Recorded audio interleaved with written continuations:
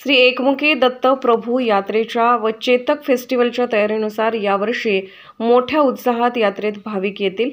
यात्रेसाठी येणाऱ्या भाविकांची गैरसोय होता कामा नये, तसेच सेवा सुविधांमध्ये हयगय करू नका अशा सक्त सूचना जिल्हाधिकारी मिताली शेट्टी व पोलीस अधीक्षक श्रावण दत्त यांनी केल्या। 14 डिसेंबर पासून सारंगखेडा येथील यात्रोत्सवाला सुरुवात होत आहे। या यात्रेत मोठ्या प्रमाणावर देवदर्शनासह यात्रेकरू, अश्वविक्रेते तसेच चेतक फेस्टिवलला पर्यटक मोठ्या संख्येने येतात। या यात्रेचे नियोजन व पूर्वतयारीबाबत आढावा व पाहणी करण्यासाठी आले होते। जिल्हाधिकारी मिताली शेट्टी, पोलीस अधीक्षक श्रावण दत्त यांनी यात्रा परिसरात पाहणी केली। तसेच बस स्थानक, मुख्य रस्ते, वाहतूक व्यवस्था, पार्किंग आदीची पाहणी केली। सुरक्षितता व दर्शनासंदर्भातील माहिती जाणून घेतली। कोणत्याही परिस्थितीत भाविकांची गैरसोय होणार नाही याची दक्षता घ्यावी।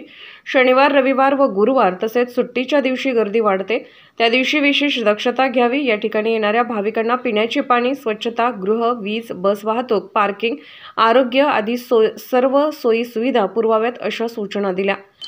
आज आता यात्रा 2 दिवसात सुरू होते। पोलीस आणि जिल्हा प्रशासनाने आज भेट दिली आहे। इथे सगळं व्यवस्थित आहे। खूप सारी दुकान आता लावत आहेत लोक। 700 जवळपास घोडे ऑलरेडी आले इथे। सुरक्षाची दृष्टीने आणि लोकांची सोयीची दृष्टीने आम्ही रस्त्याचा, सीसीटीव्ही, हॉस्पिटलचा जे अरेंजमेंट आहे, तर उद्या परत एक आरटीओ आपल्या रस्त्याची पाहणी परत होतील। जेवणाची सोय सगळी बघितली, लाइटिंग वगैरे बघितली, गावामध्ये एक चक्कर मारला, मंदिरामध्ये एक चक्कर मारला। सगळं व्यवस्थित आहे। थोडे अजून अरेंजमेंट आहे जे अजून 2 दिवसात होतील। यात्रेत मिनिमम किती कॅमेरे राहतील? आता 32 कॅमेऱ्याचं प्लॅनिंग केलंय, पण आज 32 कॅमेरे लावणार आणि जर गरज पडली तर ते वाढवणार कॅमेरे। संख्येने या ठिकाणी पर्यटक येत असतात, तर त्यांच्यासाठी सुरक्षेचे काय परिणाम केलेले आहेत? जवळपास 400 पोलीस यांचा बंदोबस्त आहे।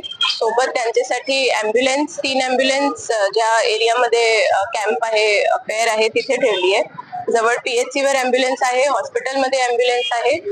जेवणाची दृष्टीने जे आपले लायसेन्स लोक असतात, फक्त त्यांना जेवणाचे स्टॉल लावण्याची परमिशन आहे।